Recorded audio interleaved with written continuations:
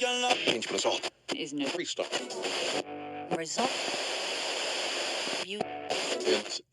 Welcome to the 3 Points and a Pie podcast, brought to you by the Pig and Pan Public House, Bermondsey. Sit back and listen to a few numpties chat all things football.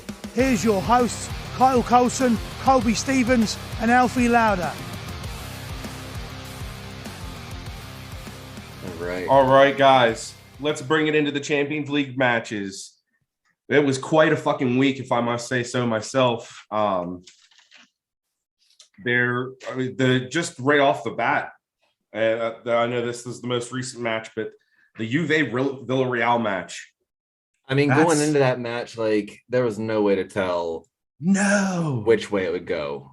Not at all. Not at all. I mean, everybody was I'm almost sure that everybody was putting their money on Juve.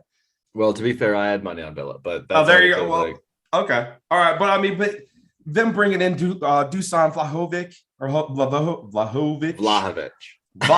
Excuse me, Vlahovic. Yeah, sorry, buddy. 5 times fast. Vlahovic.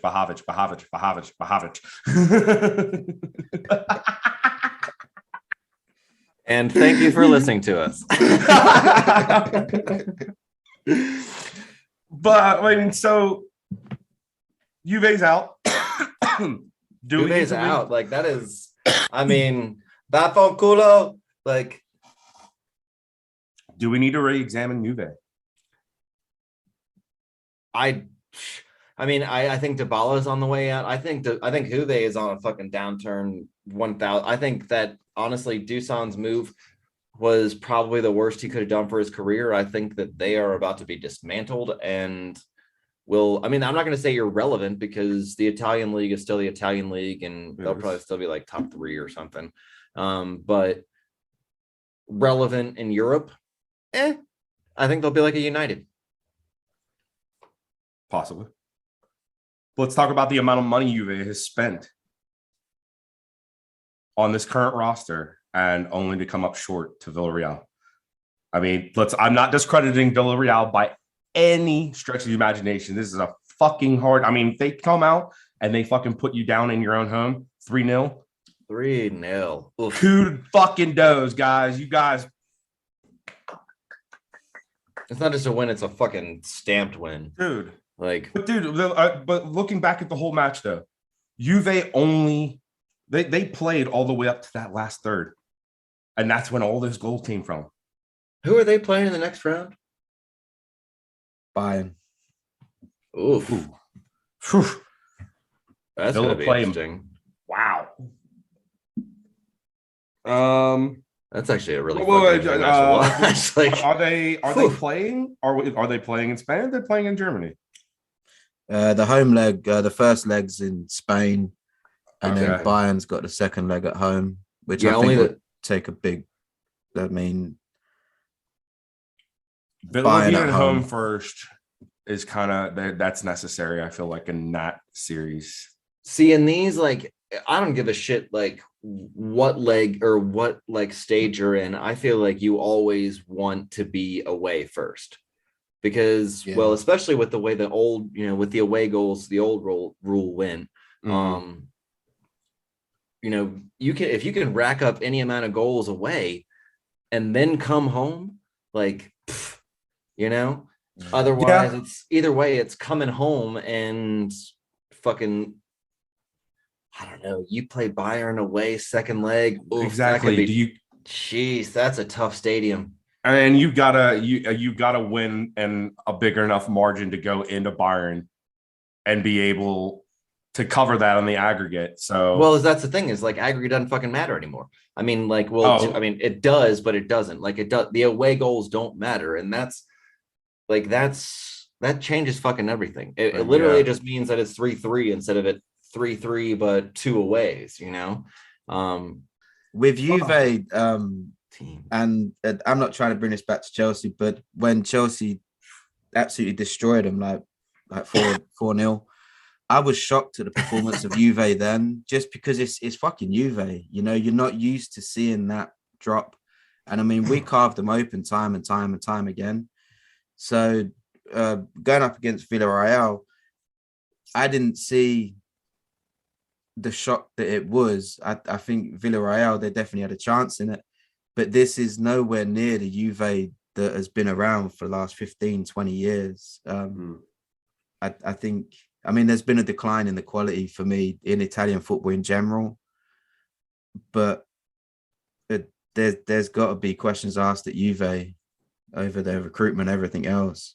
Well, I surely don't think it's just to you. I mean, shit, like if you just look at your European football, if you just look at Europa and Champions League, then you're looking at, I mean, the last two top fours of Champions League had what, 3 British teams every single time? Like that's insane.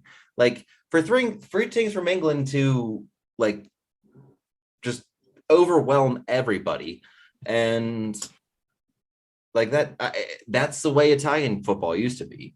But yeah, I mean, we don't see Inter Milan, we don't see these massive old like clubs that used to fucking do it, but we don't see them anymore. And I don't know, I like what you're saying. I don't know what needs to be restructured to have that work out, but they as a group, as the whole fucking league, need to get together and be like, we are fucking up. Exactly. And then that was kind of my like a question I was thinking in my head. I was like wondering what has gotten away from Italian football? Where has the disconnect come? Where is the luster to go to play for Inter Milan or go to play for Roma or for any of the teams within? Yeah, exactly. AC Milan. Like this, there has been something taken away from it. And like, if you've noticed just the trends with the bigger players like Cristiano Ronaldo, I feel like he was kind of a drawing point for those leagues. And now that he's gone, it kind of is like, okay, well, I guess we have to wait for the next great. I think that we're just looking at a time where, and I mean, we can, beat the dead horse of fucking Bundesliga all we want and the ridiculosities that are going on there. Trademark. But yeah, like I just feel like we're just seeing a down, English football wasn't English football for a long time.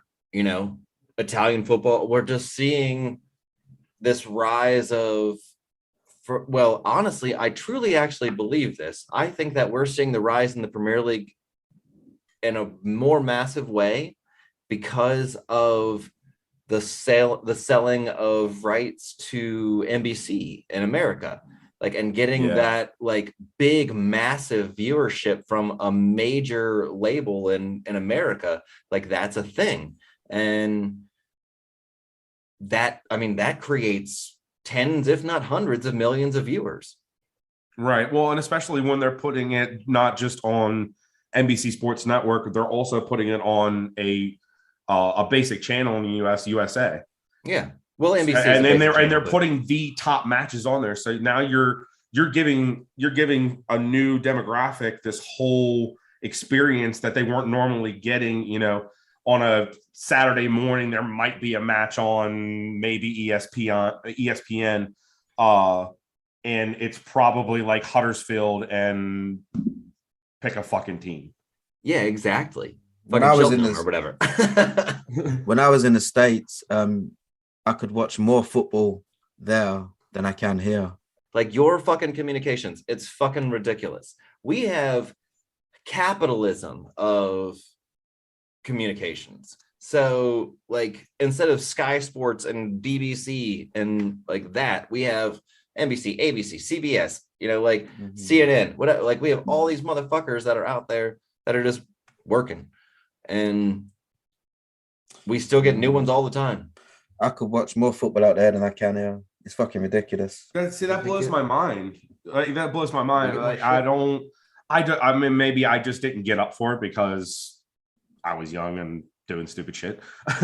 It's just so much more accessible in the States now. It really is. Well, yeah. Oh, yeah, especially. But that's what I'm saying is I really truly believe that we are looking at like that's why the Premier League, I mean, yes, you can watch like pretty much every Bundesliga, every Serie A, whatever, but like let's be real, especially when you look at the last 2 seasons of the Champions League where 3 of the 4 top 4 teams are English, then you're obviously creating viewership in all kinds of different areas, or I mean because of, oh god damn it, no. Are Paramount and NBC connected?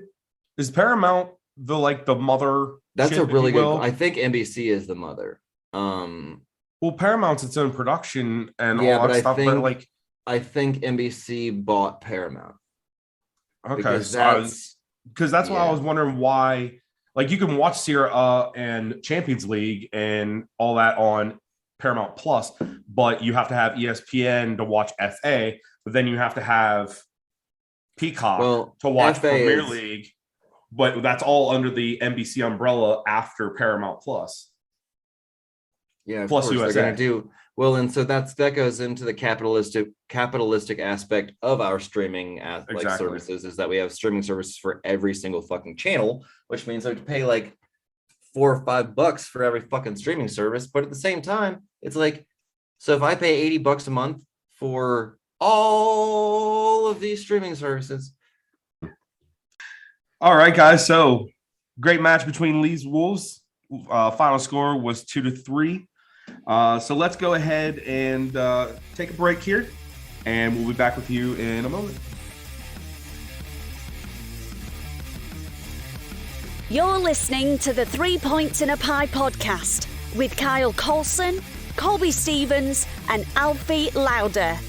We'll be right back after these messages.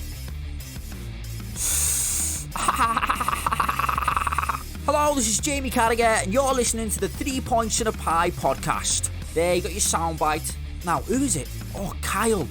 Oh, stop stealing my garden gnomes. I know it's you. You're not fooling anyone with a Gary Neville mask. I mean, hell, I've had to buy like 5 now. Starting to get strange looks at the garden centre. Enough's enough, guys. Oh my god. So Benfica pulled it out and won. That was a fucking massive match. Can't believe that happened. Can't believe Otamendi is going into the next round. I swear to God, Nico Otamendi is like the biggest liability you could have as a center back.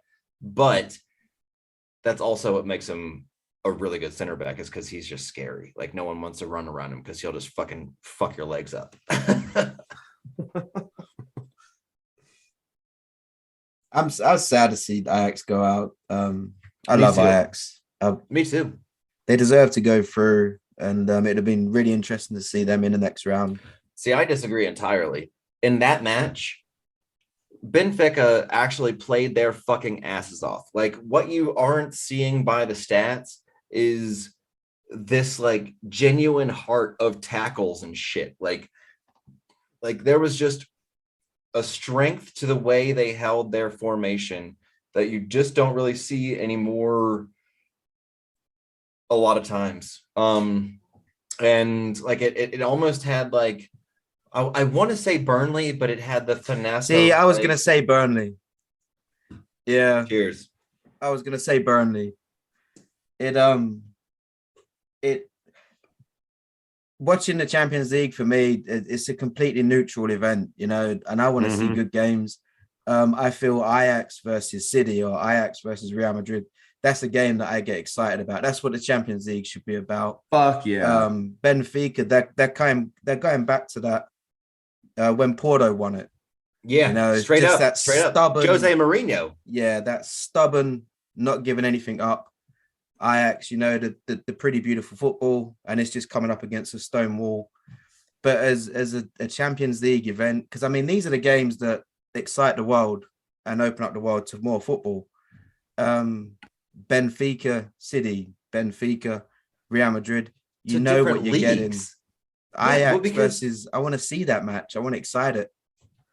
Like it might make you actually go out and watch some fucking Portuguese football or some fucking football, like Dutch football or whatever, you know, like instead of just watching Serie A, Liga, Bundesliga, you know what I mean? Like whatever, like maybe you go and watch these other leagues because Ajax showed up, but they didn't. But maybe we'll go watch Portuguese football because Benfica did. But either way, like I think that like it was just a testament to strength, to like I'm trying to think of the word, Resilience. Thank you, resilience. And I completely agree with you. I just and I mean Benfica themselves, they're playing to their own strengths. They've become such a selling club. I mean, if you look at some of the players that have come out that they've sold, top teams all around Europe, they've all got a Benfica player there somewhere. Ederson. So if they would have kept hold of their players, it may have been a completely different game, and we'd be talking about the beauty of Benfica. But it's just I mean, they released the greatest goalkeeper in the world right now. Shout out Ederson. Who wants to roast them? Who wants to toast them? Well, this was the game where he headbutted him and got the defender to smack him on the head, wasn't it? What? Maguire. Him and Ronaldo both basically went for the same ball, and they headbutted each other. Oh, him in there, or fucking Maguire got hold of the defender's hand and hit himself in the head with it. Yeah. I feel so sorry for Maguire. Every week is something else. I mean, it's like you can't write this shit. Oh my god. Crickets. Dude. Crickets comes in. Literally got nothing. You guys got knocked out. All right. You guys so got now So now we're gonna move forward to the next match. You know, I don't know if anybody thought that United Atletico would turn out that way. Exactly that way anyway. I mean, like I personally believe that Atletico is going to pull it out, but like I didn't just expect, again, there's such a comedy of errors with I mean, is Ralph actually trying to manage the club, or is he just I think those players are managing that club. Yeah, exactly. Like is those he actually, players are managing. Who is that managing club, this club now? Cristiano Ronaldo, I believe. Or I'd rather it be Bruno, or if I'm being honest. Like if anybody, it should be Bruno. Wait. Yeah, absolutely. I'll agree with that. But maybe we found a Fred role. Maybe this is what a Fred is. Well, we've been talking. Nah. Nah. That's... I'm actually kind of concerned about them. Like that's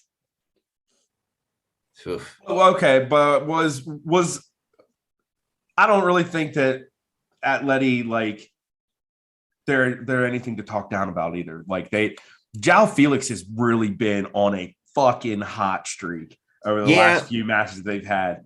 He has been dynamite. Yeah, but that motherfucker is flash in the pan hot sometimes. Like that's what I'm saying. Like he'll have like that's what sold him. That's what sold him to Atletico in the first place. Was, I mean, granted, like everybody's fucking looking at him, but like Atletico was like, fuck it.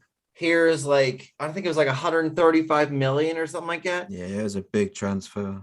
It was dumb. And like, yeah, and he was like 19 or some shit. And it was like, no, you can't. Blind faith. Well, but City ruins football, right? City ruins football. Chelsea ruins football. Come on. Like the truth is, motherfuckers come out spending way more money than us, but because we consistently spend properly earned money, we're bad. See, but with this game, I mean, you had the comedy of errors. Again, the whole Maguire, the headbutt, and then slapping himself in the face with the defender's hand. I mean, he didn't cover himself in glory. But it weren't an abjectly bad Man United performance. It was just flat and damp. There weren't I mean, you're at home, second leg of a Champions League tie. A winnable game is Atletico. I mean, they're stubborn and they can catch you out, but it could have kind of. I mean, I had a feeling Atletico was going to edge it, but again, it's 1-0. It weren't a dominant kind of performance. It was just Man United just offered so little. And I mean, you look at that front four that they had out: Jadon Sancho, Bruno Fernandes, Ilanga and Ronaldo. I mean, there's some talent now, but there was just so little in the game that no one gave a shit. And I mean, this is potentially now their last Champions League game now. They ain't getting it next year, so they're not going to be in it till possibly the season after. This was like, them bowing out, and they didn't so much go out with a bang. They just like whimpered their way out and caught the bus home. And that's what United football feels like right now. Although I will say, I do feel, okay, so you can talk about like their front three or, like attacking efforts all you want. I think that their biggest mistake is what you have in that middle two with McTominay and Fred. Because like, if you don't have a true structure for those players and what they're doing, which I mean, like maybe if you watch a million hours of fucking tape, you could find some sort of consistency between them. But I don't see it. And I just feel like those two players, that's where the problems really start. Because if they played better defensively, if they played better passing, if they played better on the ball, if they played better, if you had better players than them for those positions, then you see less fucking shit coming onto Slabhead and, whomever is playing next to him at the time.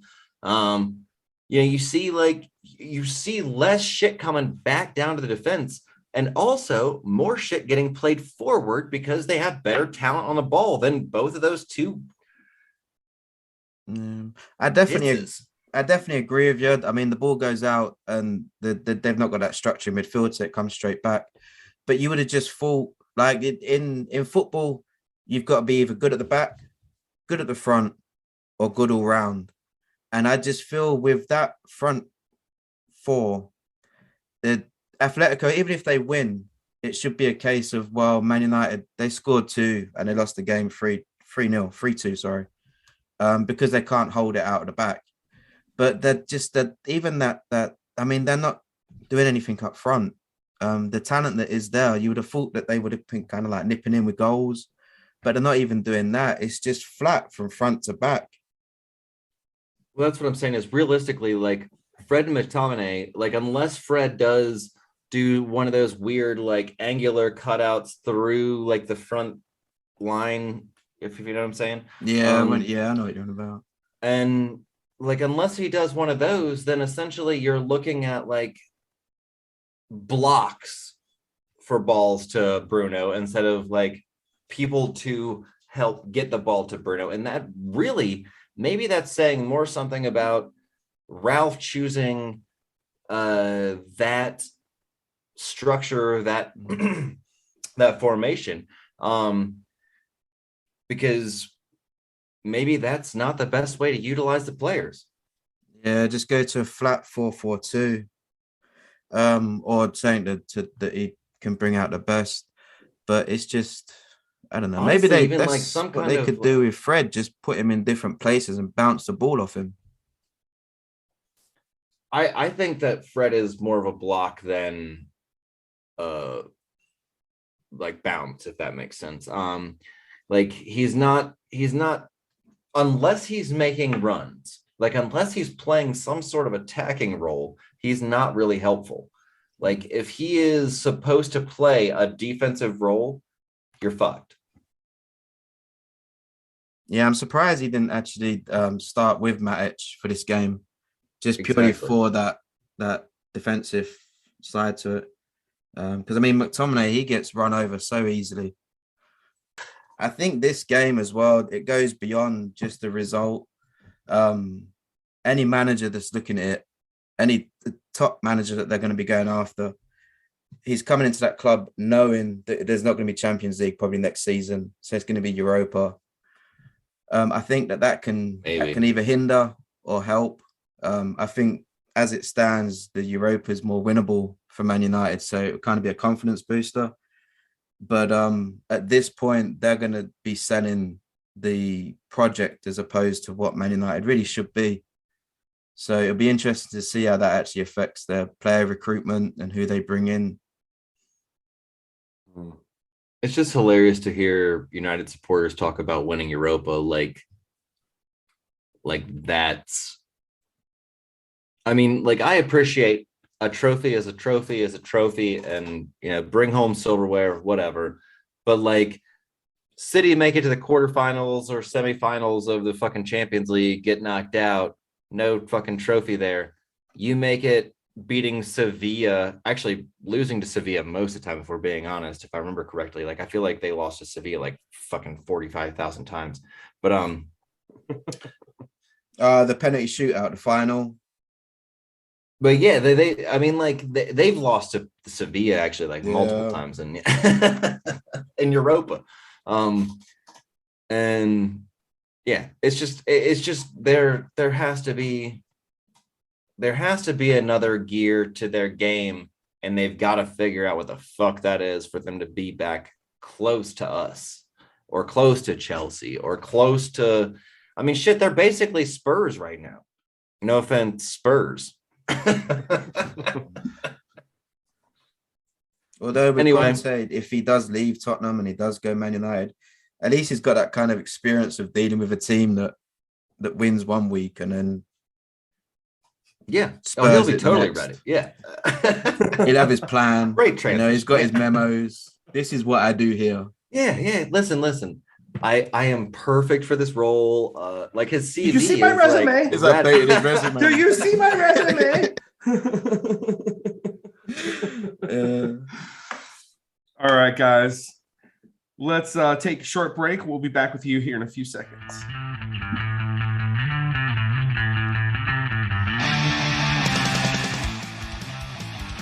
That's what I do. I drink and I know things. Total dickhead. One time I put a firefly in my butthole. Why? To make my farts glow. What was he doing in the fucking box? Oi, you paying attention? The show's about to get interesting. So, if you need to pay a visit, I suggest you do so now. Without further ado, here's Carl Coulson's Game of the Week. All right, guys, welcome back from the break. We're going to go in and touch in on some FA Cup matches here. But first, we want to give a heartfelt shout-out to Chris Kamara.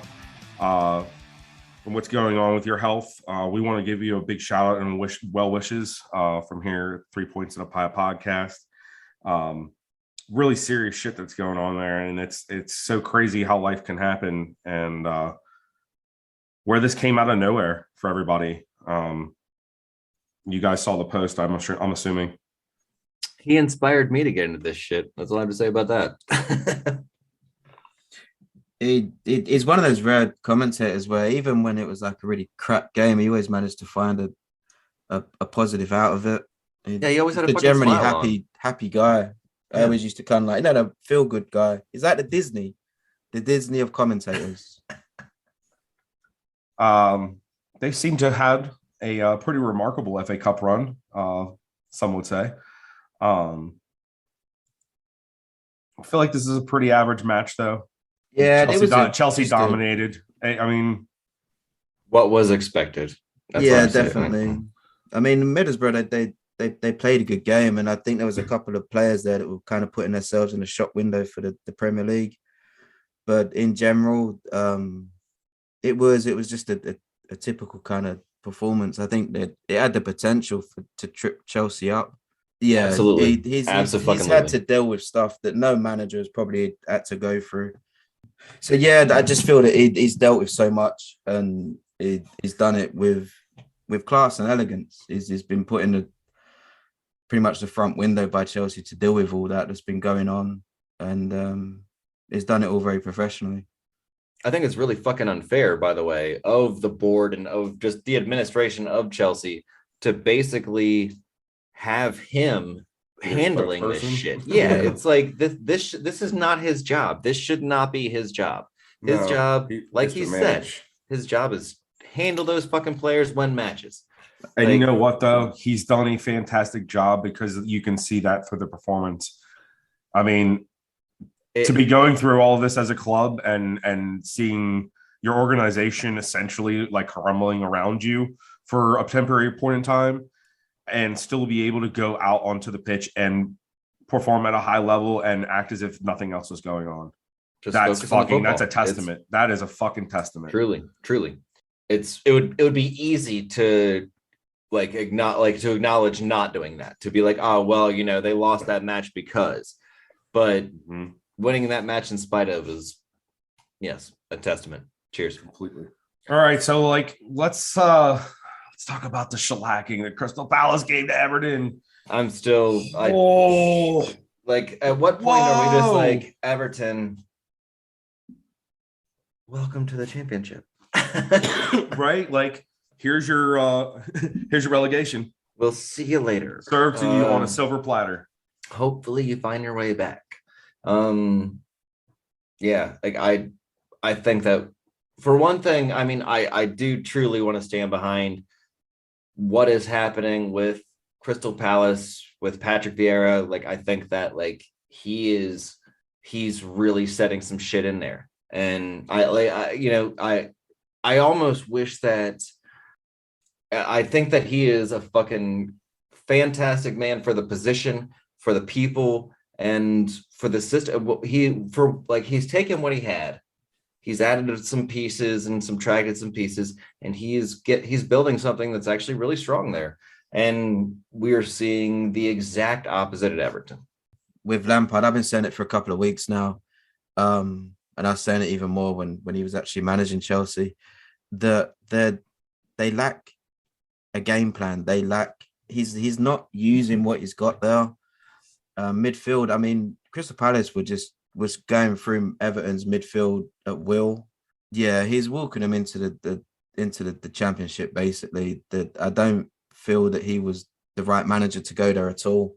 Is it the Dukari over the last couple of seasons? I mean, he was a decent player. He was really good at running with the ball, but he's had a few injuries, and I think that I think he may have crossed the halfway line once, and I don't know whether that's him scared of picking up an injury, or whether he's taken a game plan on from Lampard where they didn't play with any positivity. And the possession that they did have, they didn't do anything with it. And I mean, this is Everton v Palace. It should be an open game, but Palace just took every chance that they had. And Everton failed to really carve out anything from the game. They had a good opening spell, but you could see Palace just slowly took over the game and took it out of Everton's hands. That third goal by Mateta, demoralizing, is the only thing I can say when I watched that. And when he hit that, I was just like, pack it up, Everton. Time to go home. Everton just got it more miserable as the game went on. And then the fourth goal came. I mean, obviously we knew that sealed the deal. Fuck, man. I mean, not to City centralize everything, but on that same token of that third goal, that fucking Phil Foden third goal, ooh-wee, baby. Man, what a fucking crack. From outside the box. I swear to God, this guy. Sorry. Cheers, you guys. Palace. Well Cheers, done. Palace. Fantastic showing, guys. Moving on up. Did they stick with Lampard though? I mean, he's their second manager of the season already. They've got what 8-10 games left. He's at that point that I don't think it's fair to cut him out. I don't think it's fair to cut him out. But the biggest fear for every club, I mean, Everton must be absolutely crapping a brick at the thought of being relegated purely for no other reason than the financial implications for that. Yeah. I mean, they've got massive, they've spent like, what is it, 550, 600 million? They were already kind of coming into I don't think that's financial fair play. Yeah, they've done some big money over the last few years. 600? Yeah. No. I mean, like, what deals were so big? I mean, Iwobi cost them 40 million on his own. Well, yeah, but you're talking about 600. So that's... But I'm talking about the last 5-6 years. Yeah, you're talking every about every season they put in 100, 150 million. So if you're getting up to the point, I mean, I know that they had financial fair play problems. Benitez, that's why Benitez couldn't spend a penny.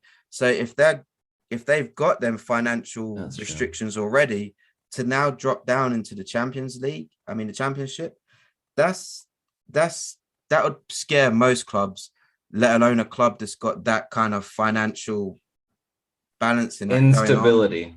Yeah, thank you. That's the word. Yeah. So you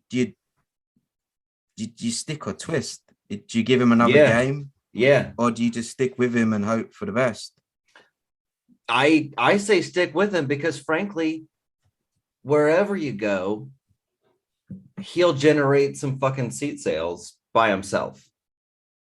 Like, if I'm being honest, like at least one season, even if it's a shit ass season, one more season.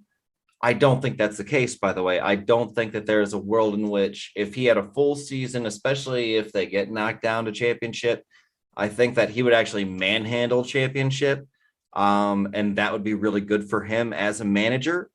And then, move their way back up to the PL. And then he is a well-versed manager and ready for the Premier League, instead of being this guy who pretty much was raised like spoon-fed, like silver spoon-fed Premier League his whole life.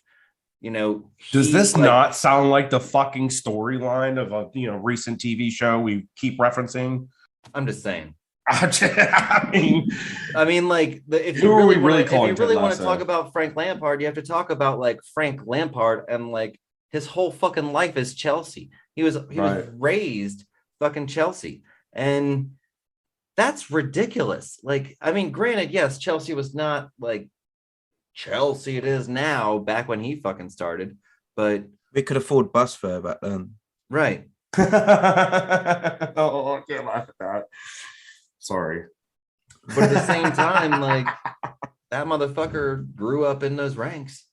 There's a lot of fear going on at Everton, and I think that's gonna carry over to the pitch.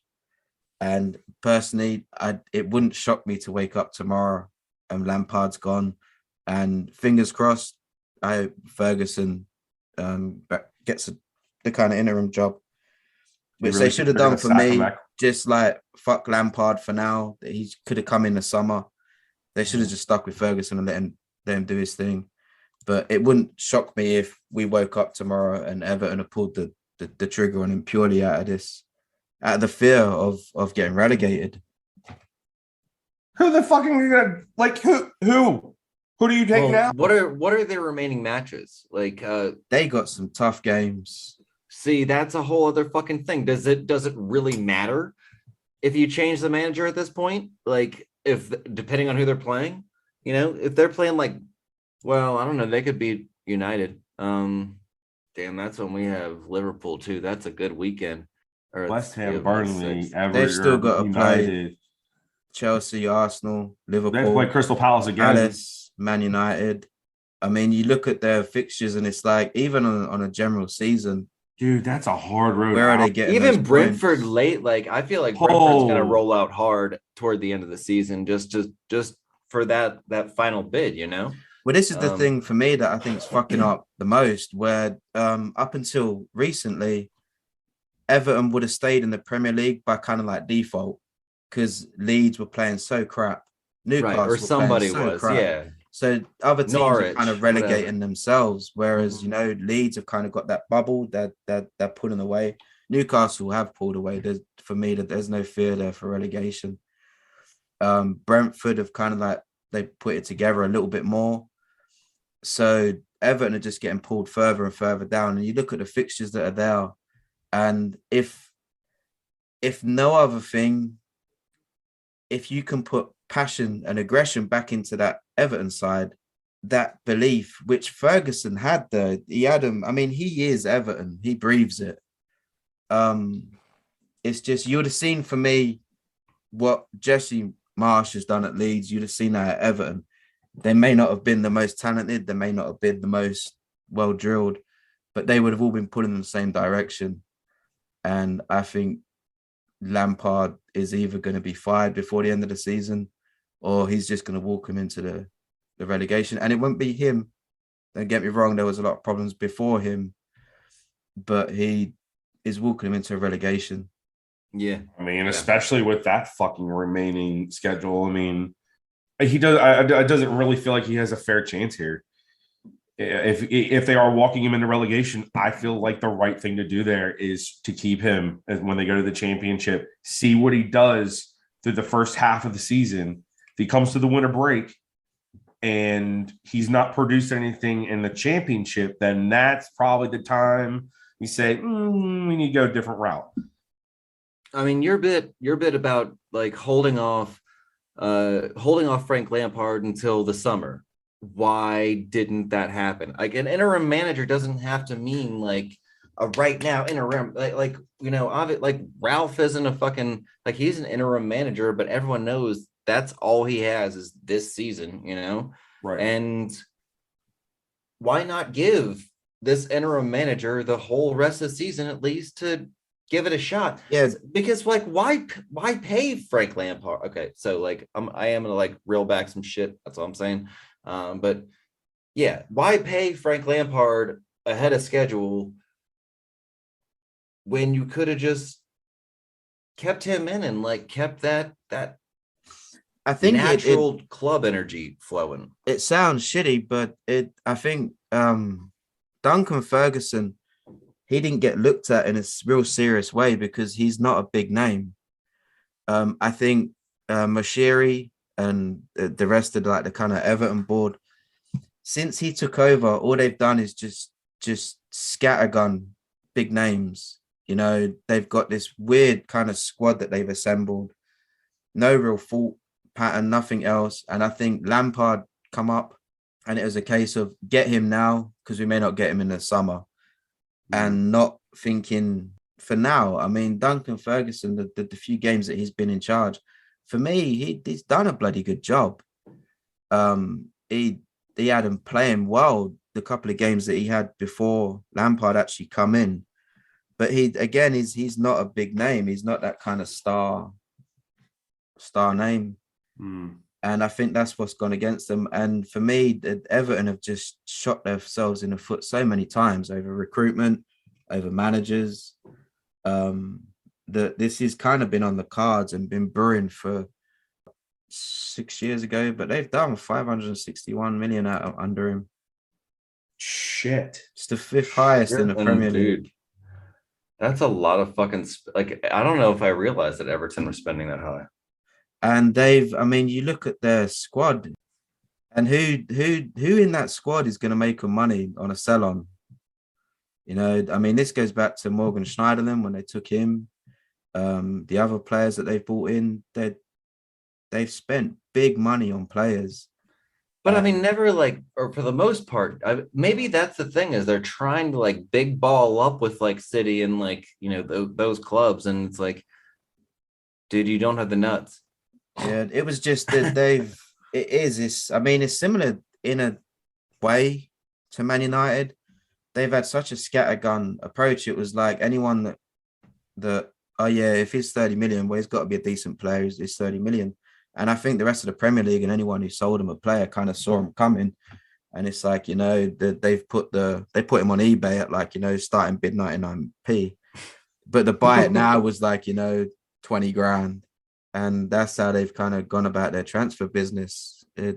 And it's a shame because I do think the guy there, Moshiri, I think he's got the best intentions, and I mean he's let his money speak, and whether he's just been really badly advised or what, but they've had this coming for a couple of seasons. Whoever's in the recruiting staff needs to be fucking fired then. I don't think it was badly advised. I think what it sounds like to me is like you have people that are working for you that have a certain kind of je ne sais quoi. Je ne sais quoi. Like, no. Their reputation precedes them essentially. Okay. And it's one of those where it's like, yeah, you hired this person, but like we know that like that guy kind of sucks. So guess what we're gonna do is we're gonna be like, yeah, that guy is totally 48 billion. Like just give me that. Like, oh, you won't. Okay. So 45 million. Yes. 45. Okay. Done. And Everton's like, yes, we saved. And it's like, dude, that guy was like 18. And that's essentially, but to be fair to that, like, so are we talking now on their inability to properly evaluate a player? I'm talking about their inability to properly negotiate. But yeah. I mean that's all speculation, obviously, but like I just think that something is going on there. It just doesn't, like you're saying, Alfie, like it just doesn't fucking make any sense. Like who did you buy? Like who? Well, as well, it comes back to, I mean, if Everton did get relegated, I mean, the couple of players there that you got that you could say were genuine quality. I mean, Pickford, I know that he has the odd moment where he does some strange little things. But if they get relegated, I can see Tottenham kind of sniffing around Pickford, because Hugo Lloris, what's he, 36, 37 now? He's gonna but that motherfucker's still gonna be fucking France's starter.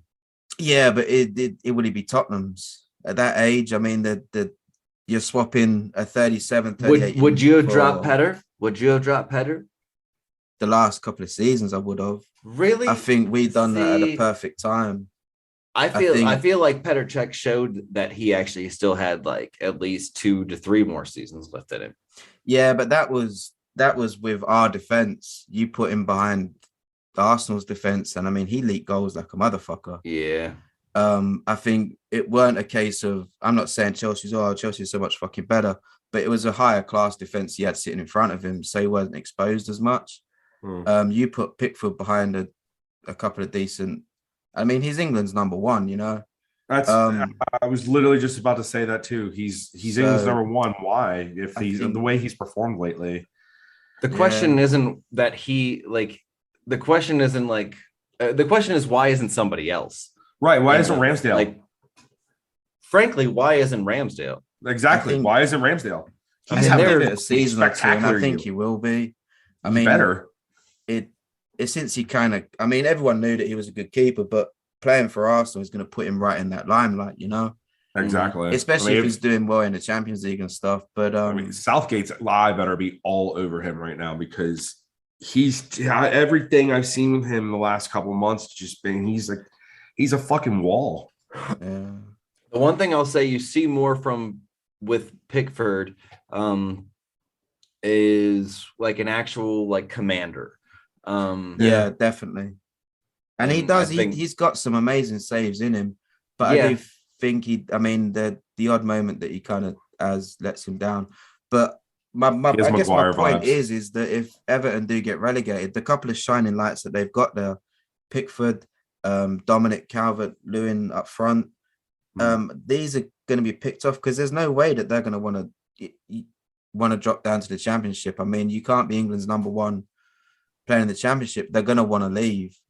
So then that's just going to make it even fucking harder for them to come up, because the Championship, it ain't no joke to get out of. And you look at that team that Everton have got, and it's like, can you really see them coming up at the first hurdle? You know, this could have a roll-on effect for seasons if they're struggling financially, if they're massively hit financially. The couple of the star players that they've got have gone. You could be seeing a massive fucking decline here. Well, and even some of these Championship teams, they're as good as, if not better, than what Everton plays like right now. Just these last couple of games, I mean, Middlesbrough, Chelsea, I mean, there weren't much in that. Nottingham Forest, Liverpool. Do you think there's an issue with the way the setup of the progression system from Championship League into Premier League, like the way the difficult aspect of that is? Because you essentially have to table up and then go through the other tournament, and it's like, is that excessive? What are you talking about, like the gap in quality? Well, I'm saying like what you have to go through to transition into the Premier League to actually be promoted to the Premier League. I think part of it is the and it's not to sound arrogant, but the Championship is kind of like the graveyard for the Premier League. I mean, there's some teams that are down in there that were Premier League clubs for multiple years. Mm-hmm. They kind of then do the yo-yo between it, and then they find themselves permanent in the Championship, and then they decline, and then they can't get out of that league. So you've got teams down there that have got phenomenal quality, going up against teams that are coming up from the second division. I think there's a massive jump in quality between the second division and the Premier League. That first division, if you look at the top half, most of those clubs, I think, would have a good shot at the Premier League. Mm. And then you've got clubs like Norwich they're too good for the Championship, but they're not quite good enough for the Premier League at this point. So they just yo-yo. Or like occasionally like Fulham, or like you'll see Fulham every like 3 or 4 years in the Premier League, and then the Championship is no joke. And I if Everton have their team kind of picked apart a little bit, you throw in a massive financial crisis, and this could have massive ramifications for seasons to come if they do walk into this relegation. All right, guys. Well, just to wrap up the week, we're going to read off a few score lines left of the FA Cup matches. We had Southampton and Man City match 1-4. City came out and dominated like we suspected they would. As of course they should. And then we had the last match of the day, our Nottingham Forest and Liverpool. Liverpool pulling it out 1-0. So that concludes our weeks, guys. Thank you very much for tuning in, and we look forward to seeing you again next week. Please be sure to like, comment, share, subscribe all our social media, Facebook, Instagram, YouTube, and all of the FM/podcast channels you hear us on. Thank you very much. All this stuff.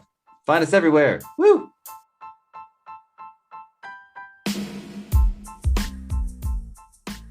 That wasn't too bad, was it? Now it's time for you to do a little work and click like or follow. And if you really got some life left in you, then leave a comment or review. That's me done. Got me driver waiting.